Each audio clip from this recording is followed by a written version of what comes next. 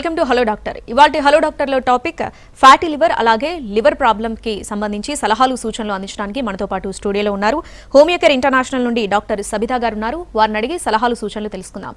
మీరు కనుక డాక్టర్ గారితో మాట్లాడాలి అనుకుంటే స్క్రీన్ పై డిస్ప్లే అవుతున్న నెంబర్కి కాల్ చేసి డాక్టర్ గారితో లైవ్లో మాట్లాడొచ్చు. Hello doctor, welcome to studio.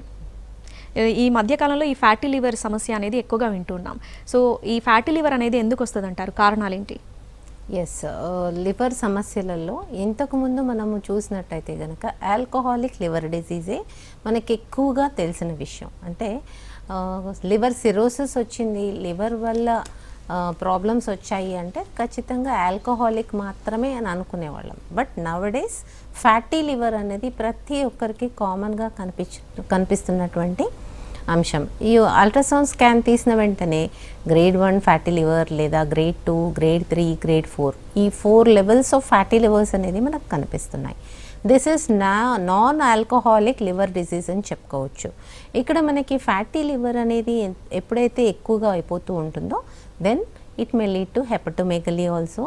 అంటే స్టార్టింగ్ స్టేజెస్లోనే హెపటోమెగలీ కనిపించి ఆ తర్వాత ఫ్యాటీ లివర్గా కనిపించే అవకాశం ఉంటుంది. సో ఇక్కడ మనకి ఆల్కహాల్ తీసుకునే వాళ్ళకే కాకుండా ఒబేసిటీ ఈ యొక్క ఫ్యాటీ లివర్ అనేది వాళ్ళకి సంబంధించినటువంటి ఆ పర్సన్కి సంబంధించినటువంటి ఒబీస్గా ఉన్న వాళ్ళల్లో కానివ్వండి, కొలెస్ట్రాల్స్ ఎక్కువగా ఉన్న వాళ్ళలో కానివ్వండి ఫ్యాటీ లివర్ కనిపించేటువంటి అవకాశం ఉంటుంది. ఫ్యాటీ లివర్ అనేది చాలా కామన్గా కనిపిస్తున్నప్పటికీ as soon as fatty liver diagnose చేసిన వెంటనే కొన్ని జాగ్రత్తలు తీసుకుంటే కూడా కామన్గా నార్మల్గా వచ్చేటువంటి అవకాశం ఉంటుంది. బట్ కొన్ని కేసెస్లో మాత్రం ఇవి ఫ్యాటీ లివర్ అనేది గ్రేడ్ అనేది పెరిగిపోతూ ఉండటం, అంటే ఫ్యాటీ లివర్ గ్రేడ్ 2, గ్రేడ్ 3 ఆ లెవెల్స్కి వెళ్ళిపోయిన తర్వాత ఫంక్షనింగ్ ఆఫ్ లివర్లో తేడాలు వచ్చే అవకాశం ఉంటుంది. అంటే ఇక్కడ మనకి ఫ్యాటీ లివర్ ఫంక్షనింగ్ తేడా అనేది అడ్వాన్స్ స్టేజెస్లో మాత్రమే కనిపించేటువంటి అవకాశం ఉంటుంది. Because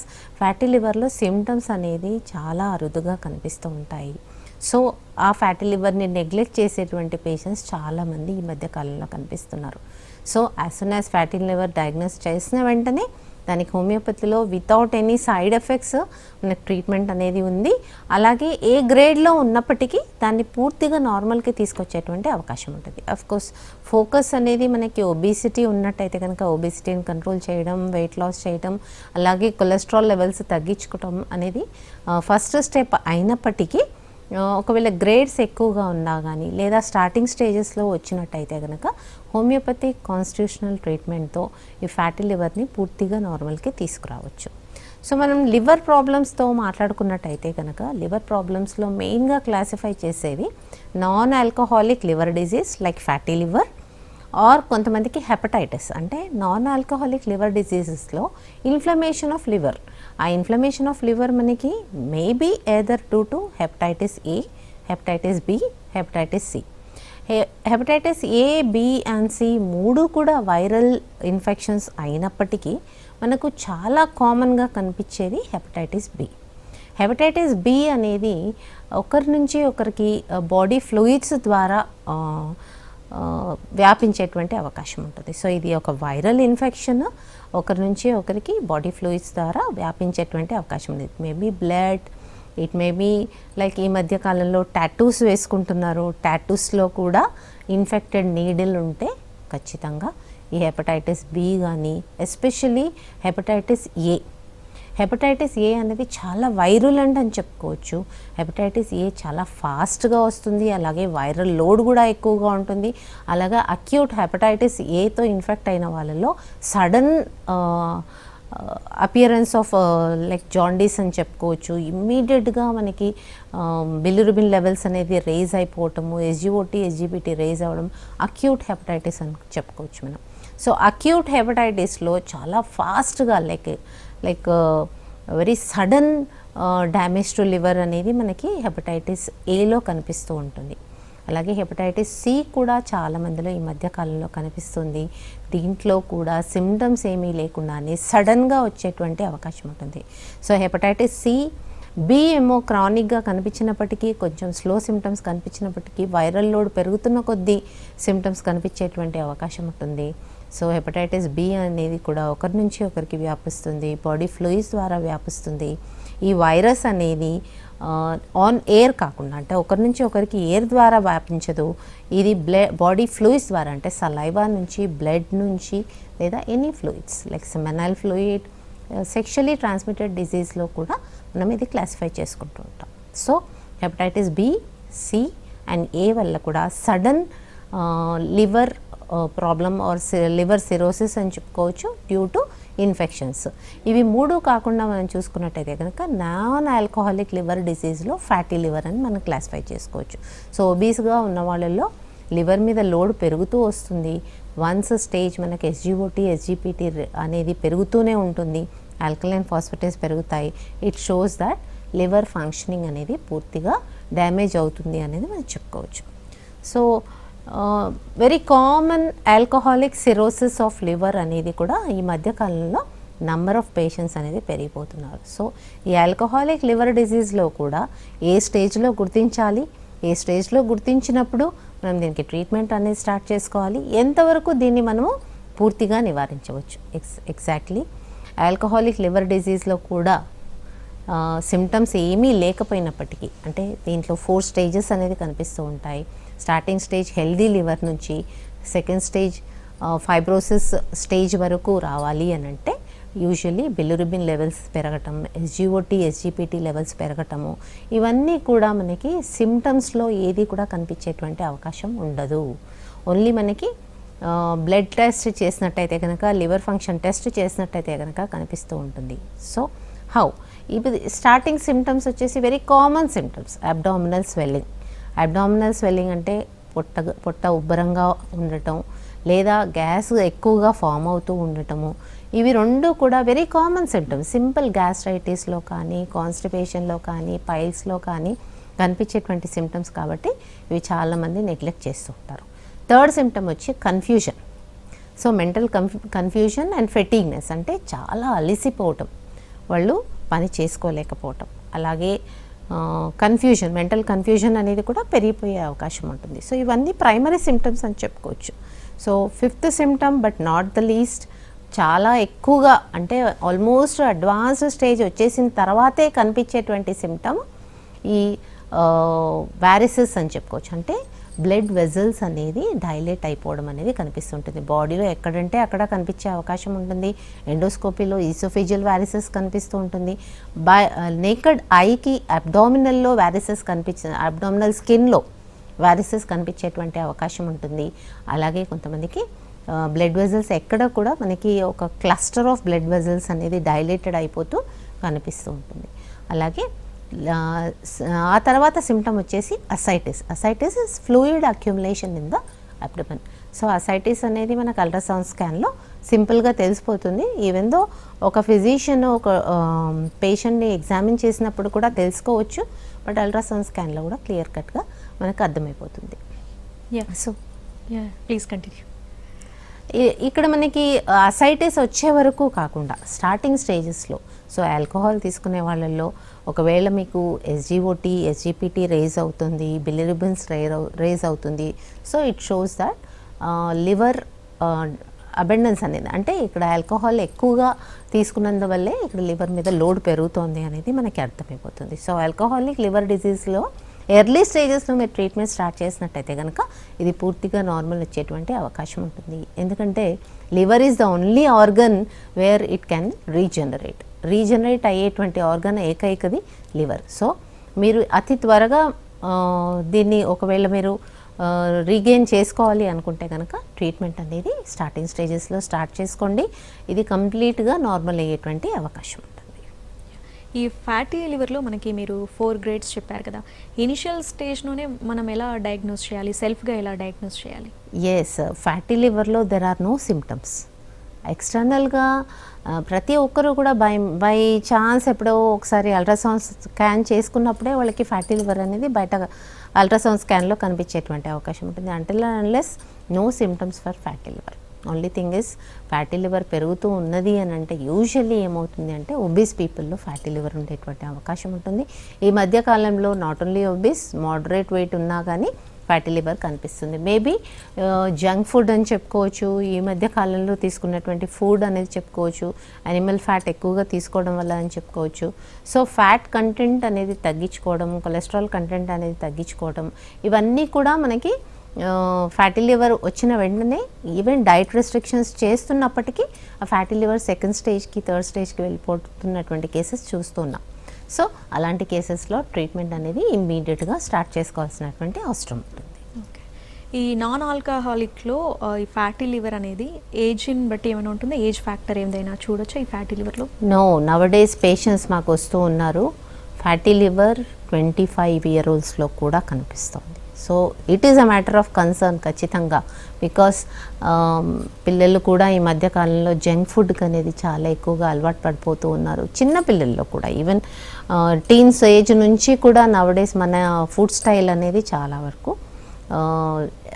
lot of cheese, lot of butters అనేది ఎక్కువగా తీసుకోవటం, కొలెస్ట్రాల్ కంటెంట్ జంక్ ఫుడ్లో ఎక్కువగా యూజ్ చేసేటువంటి యానిమల్ ఫ్యాట్ అనేది కూడా మనకి చాలా మట్టుకు ఎఫెక్ట్ అవుతుందని చెప్పుకోవచ్చు. సో ఈ మధ్యకాలంలో ఈవెన్ ఫీమేల్స్లో కూడా మనకు non alcoholic fatty liver disease అనేది కనిపిస్తుంది. మేబీ ఈ మధ్యకాలంలో తీసుకున్నటువంటి మెడిసిన్స్ వల్ల కావచ్చు, non steroidal anti inflammatory drugs వల్ల కావచ్చు, లేదా యాంటీ డిప్రెసెన్స్ వల్ల కావచ్చు. సో ఇవన్నిటి వల్ల కూడా లివర్ మీద లోడ్ పెరిగేటువంటి అవకాశం ఉంటుంది. సో ఇక్కడ మనకి సింపుల్ సిమ్టమ్స్ అనేది చూసుకోకుండా ఖచ్చితంగా రెగ్యులర్ చెకప్స్ అనేది చాలా ఇంపార్టెంట్. సింపుల్ సిమ్టమ్స్ వచ్చేసి మనకి అబ్డామినల్ స్వెల్లింగ్ డెవలప్ అవుతుంది, ఫెటిగ్నెస్ డెవలప్ అవుతుంది. ఖచ్చితంగా తరో చెకప్ అనేది చాలా ఇంపార్టెంట్. సో ఇక్కడ మనకి ప్రైమరీ గ్యాస్ట్రైటిస్ అనేది చాలామందికి ఎక్కువగా రెగ్యులర్గా ఉండేటువంటి సిమ్టమ్ కాబట్టి నెగ్లెక్ట్ చేసేటువంటి అవకాశం ఎక్కువగా ఉంటుంది. So not only alcohol, non alcoholic liver diseases కూడా నెంబర్ ఆఫ్ పేషెంట్స్ అనేది చాలామంది పెరిగిపోతున్నారు. సో మీకున్నటువంటి సిమ్టమ్స్ బట్టి, అంటే డైట్ రెస్ట్రిక్షన్స్ కూడా యూజువల్లీ చూసుకున్నట్టయితే కనుక, ఒకవేళ ఫ్యాటీ లివర్ ఉన్నట్టయితే కనుక మీకు డైట్ రెస్ట్రిక్షన్స్ అనేది కూడా ఎక్స్ప్లెయిన్ చేయడం జరుగుతుంది. ఎలాంటి ఫుడ్ తీసుకోవాలి, ఎలాంటి ఎక్సర్సైజ్ కూడా చాలా ఇంపార్టెంట్. ఈ మధ్యకాలంలో పేషెంట్స్కి సెడెంటరీ లైఫ్ స్టైల్ అనేది చాలా మటుకు మనకి even from childhood to the teenage people to the middle aged people sedentary life style అనేది ఎక్కువగా ఉంటుంది. సో దానివల్ల కూడా ఫ్యాటీ లివర్స్ అనేది డెవలప్ అవుతున్నటువంటి విషయం మనం గమనించుకోవాల్సినటువంటి అవసరం ఉంటుంది. సిమ్టమాటిక్ కాబట్టి సో ఈ ఫ్యాటీ లివర్ మనకి సెల్ఫ్గా డయాగ్నోస్ చేయలేము, టెస్టులు చేస్తేనే బయటపడుతుంది. కానీ నెగ్లెక్ట్ చేస్తే మనం ఎటువంటి పరిణామాలు చూడొచ్చు? ఎస్, యూజువలీ మనం చూసుకున్నటువంటి విషయంలో గ్రేడ్ 3 ఫ్యాటీ లివర్లో హెపటోమెగలీ డెవలప్ అవటం. By the age of 35 or 36 we have seen cases where SGOT, SGPT rise అయిపోతూ బిలిరుబిన్ లెవెల్స్ రైజ్ అయిపోయి జాండీస్ లెవెల్లోకి వెళ్ళిపోయి మార్టాలిటీ అంటే డెత్ స్టేజ్కి కూడా వచ్చినటువంటి కేసెస్ కనిపిస్తుంది. So it is not due to alcohol. ఇక్కడ ఆల్కహాల్ అనేది పూర్తిగా లేకపోయినప్పటికీ ఇక్కడ మనకి liver disease due to hepatomegaly, obesity, fatty liver.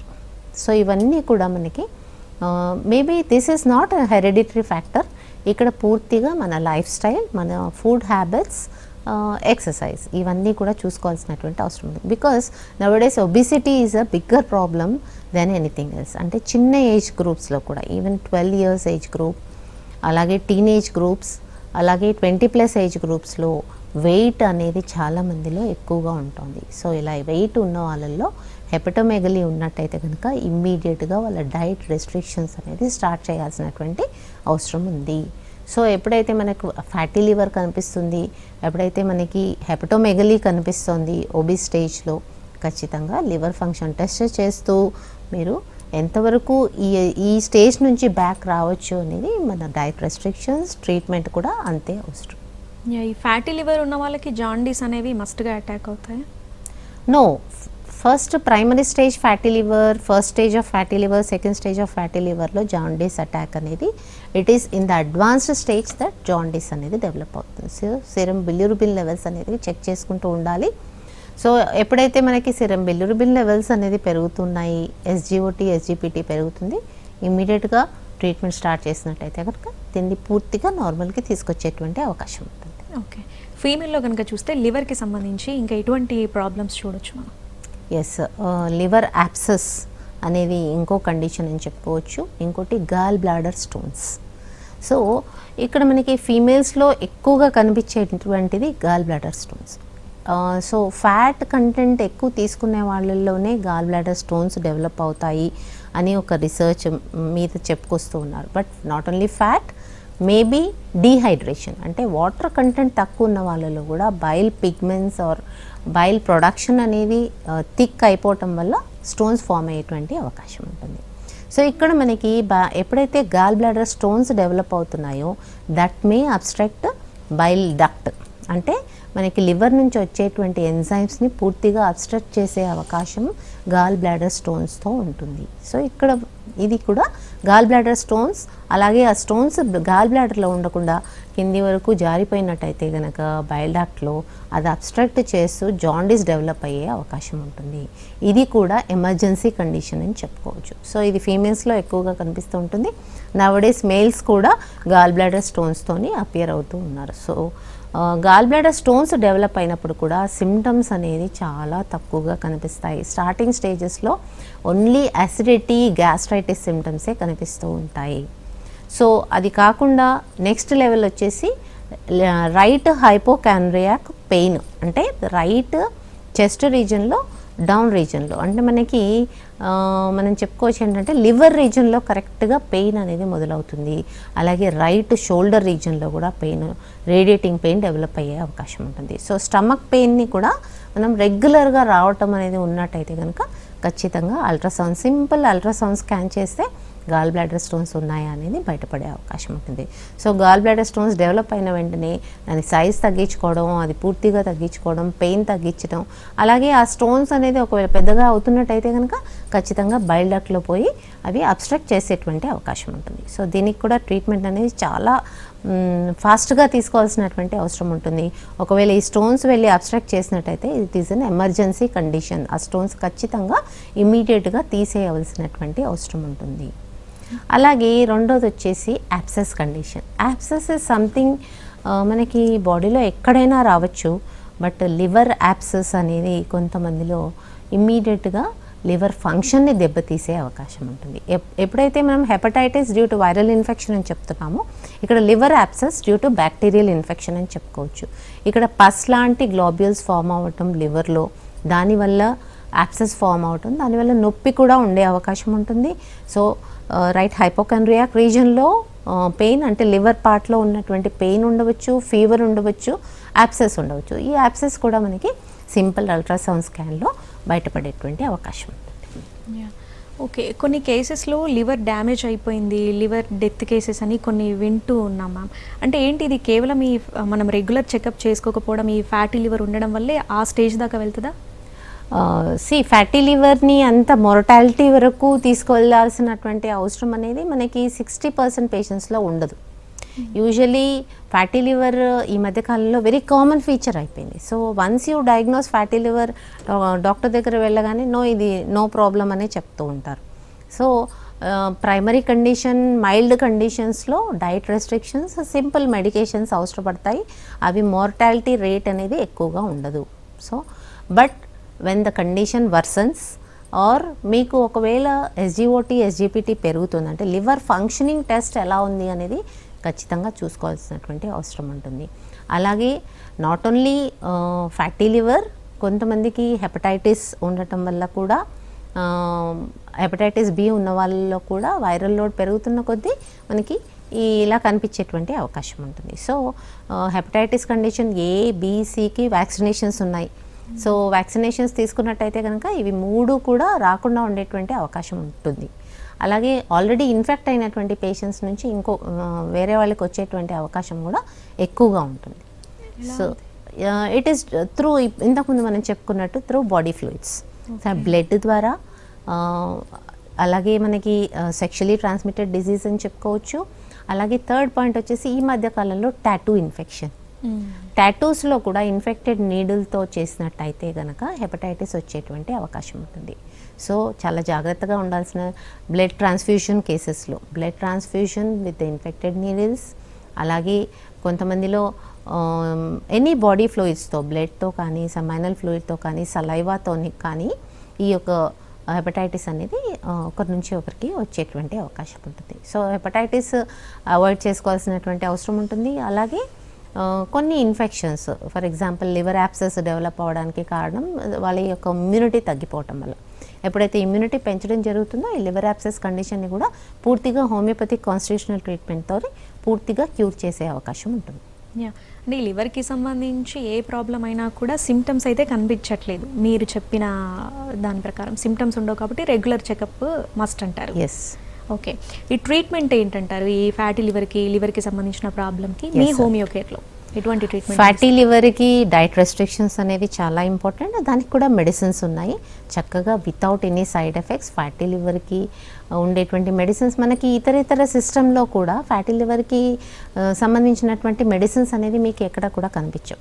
But ఈ హోమియోపతి ఫ్యాటీ లివర్కి ఉన్నాయి, గాల్ బ్లాడర్ స్టోన్స్కి ఉన్నాయి.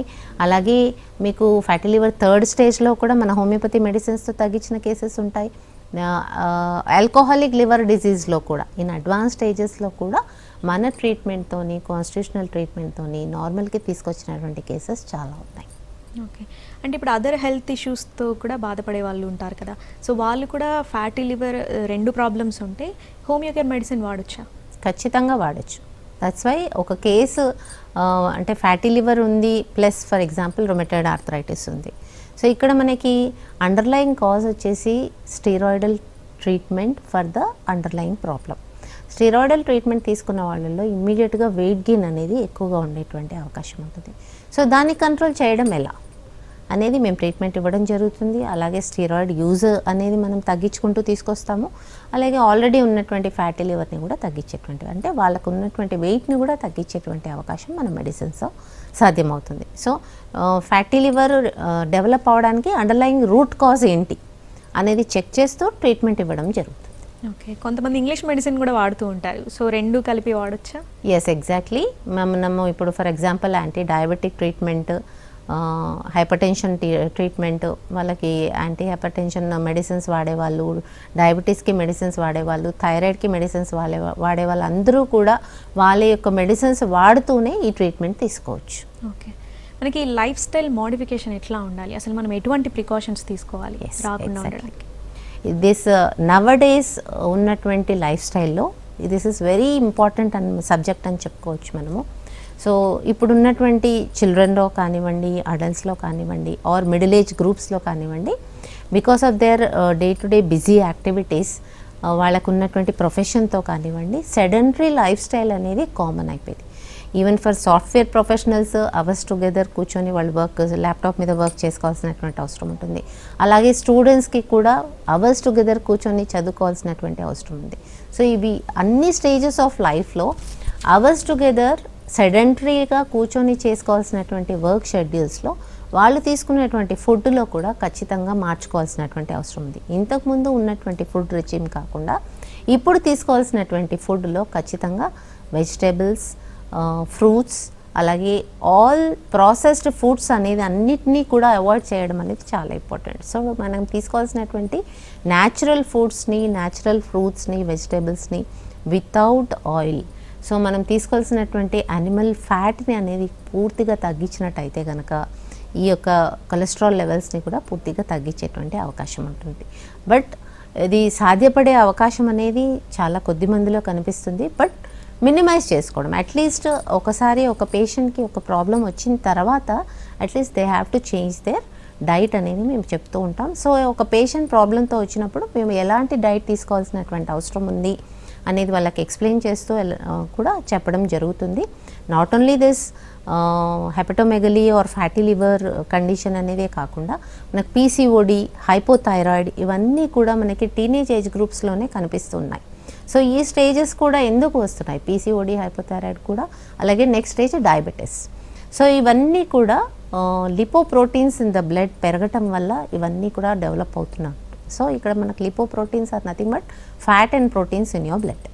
సో ఇవన్నీ కూడా తగ్గించుకున్నట్టయితే కనుక ఖచ్చితంగా ఈ ప్రాబ్లమ్స్ అన్నిటినీ కూడా కంట్రోల్ చేసే అవకాశం ఉంటుంది. బట్ ఆల్రెడీ ఎస్టాబ్లిష్ అయిపోయినటువంటి కేసెస్లో లైక్ పీసీఓడి ఎస్టాబ్లిష్ అయిపోయింది, హెపటోమెగలీ ఎస్టాబ్లిష్ అయిపోయింది ఇన్ ఒబీస్ పీపుల్, అలాగే ఫ్యాటీ లివర్ ఎస్టాబ్లిష్ అయిపోయింది, వీటికి ఖచ్చితంగా ట్రీట్మెంట్ అవసరము యాజ్ సూన్ యాజ్ పాసిబుల్. అంటే అది ఇంకా నెక్స్ట్ స్టేజ్ వెళ్ళకముందే దానికి ట్రీట్మెంట్, డైట్ రెస్ట్రిక్షన్స్ అనేది కూడా చాలా ఇంపార్టెంట్. ఓకే, కోర్స్ డ్యూరేషన్ ఎలా ఉంటుంది మ్యామ్? ఎన్ని days? Depends upon the case. So what is the case అనే దాన్ని బట్టి మనం చూస్తాం. హెపటోమెగలీ ఇక్కడ మనకి ఏంటంటే weight loss is not an solution within 1 month or 2 months కదా. యూజువలీ వెయిట్ అనేది కొంతమందికి 100+ kgsలో ఉంటూ ఉంటారు, వాళ్ళకి ఖచ్చితంగా ఒక 2 years వరకు ఖచ్చితంగా పడుతుంది. Because every month they have to shed around 2 kgs at least. So ఆ 2 kgs తగ్గాలి, హెపటోమెగలీ తగ్గాలి, అలాగే అండర్లైన్ కండిషన్స్ ఏవైతే ఉన్నాయో లైక్ పీసీఓడి. యూజువల్లీ మల్టిపుల్ ప్రాబ్లమ్స్తో వస్తూ ఉంటారు patients. Only just 20-year-old, 25-year-old they come with hypothyroid, they come with PCOD, they come with hepatomegaly also. So next stage వచ్చేసి మనకి ఇక్కడ డయాబెటీస్. ఈ స్టేజ్లో అంటే 21-22 years ఆఫ్ ఏజ్ గ్రూప్లో దిస్ ఈస్ ద కండిషన్. సో ఖచ్చితంగా ఇక్కడ ఏంటి, కాన్స్టిట్యూషనల్ ట్రీట్మెంట్ ఇవ్వాల్సి ఉంటుంది, డైట్ రెస్ట్రిక్షన్స్ తీసుకోవాల్సిన అవసరం ఉంటుంది, మెడిసిన్స్ కూడా ఇమ్మీడియట్గా వాడాల్సిన అవసరం ఉంటుంది. మెడిసిన్ వాడుతూ మనం డైట్ కూడా ఫాలో అవుతాం, ఖచ్చితంగా ఫాలో అవ్వాలి. ఓకే, ఇప్పుడు ఒకసారి ట్రీట్మెంట్ తీసుకున్న తర్వాత అది కంప్లీట్గా క్యూర్ అవుద్దా, లేదంటే మళ్ళీ తిరిగి వచ్చే ఛాన్స్ ఉంటుందా, మళ్ళీ రికరెంట్ అయ్యే అవకాశం ఉంటుందా ఈ లివర్? Depends upon your food restrictions and habits. For example non alcoholic liver డిజీజ్లో ఫ్యాటీ లివర్ అని చెప్పుకోండి. ఫ్యాటీ లివర్ 3rd stage వెళ్ళిపోయింది, బట్ డైట్ రెస్ట్రిక్షన్స్తో, మెడిసిన్స్తో we have got into 1st stage. But again, if you start with the same food or same lifestyle activities లో కూడా పెంచకుండా ఉన్నట్టయితే కనుక మళ్ళీ డెవలప్ డే టు డే మీరు తీసుకునేటువంటి ఫుడ్తోనే మళ్ళీ డెవలప్ అయ్యే అవకాశం ఉంది. Right, thank you doctor. మా స్టూడియోకి వచ్చి సలహాలు సూచనలు అందించినందుకు థ్యాంక్ యూ. ఇది వాళ్ళ హలో డాక్టర్, నమస్తే.